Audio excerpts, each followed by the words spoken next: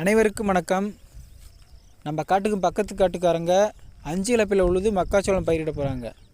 5 இலப்பில் உழுதுலேருந்து மக்காச்சோளம் நடவு நட்டு அந்த பயிர் இப்போ எப்படி இருக்குது அப்படிங்கிற வரைக்கும் பார்க்க போகிறோம். வாங்க வீடியோக்குள்ளே போகலாம். இப்போ வண்டி உழுதுகிட்டு இருக்கு. உங்களுக்கே தெரியும், ஈரம் கொஞ்சம் அதிகமாக தான் இருக்குது. ஆனால் இதே ஈரத்தில் அவங்க மக்காச்சோளம் நட்டுறலாம் அப்படின்னு இருக்காங்க.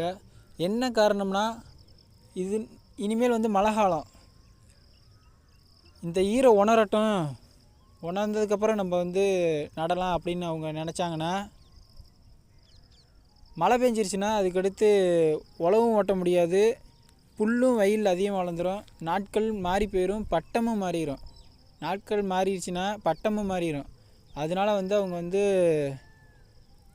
இதே ஈரத்தில் உழுது நட போகிறாங்க. அது 5 இலப்பில் உழுதுருக்காங்க. நம்மளாம் கொக்கி கிளப்பில் உழுது நடுவோம். ஏன் 5 இலப்பில் உழுதுருக்காங்க அப்படிங்கிறத நம்ம பின்னாடி பார்ப்போம். 5 இலப்பில் உழுது இப்போ ஒரு ஓரத்தில் தான் நடுறாங்க. கரையில் ஒரு ஓரத்தில் தான் நடுறாங்க. நம்ம கொக்கி கிளப்பில் உழுது 2 கரைக்கு நடுப்புற இருக்க பள்ளத்தில் நட்டுருந்தோம்.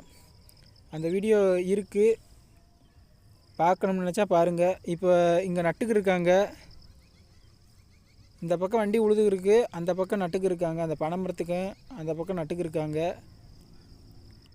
இப்போ எதுக்காக போடுறோம்னா, நம்ம இதில் எவ்வளோ மகசூல் வருது, அவங்களதில் எப்படி மகசூல் வருது அப்படிங்கிறத நம்ம தெரிஞ்சுக்குவோம்.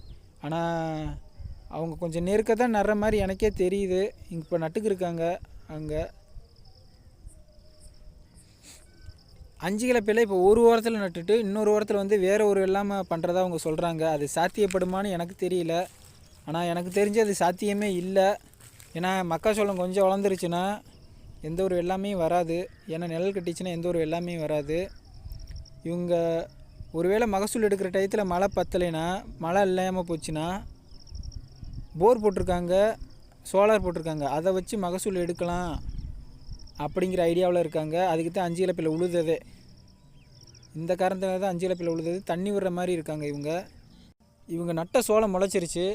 வளர்ந்ததுக்கு பிறகு நம்ம வயலையும் எப்படி இருக்குது, அவங்க வயலையும் எப்படி இருக்குது அப்படிங்கிறத அடுத்த வீடியோவில் பார்ப்போம்.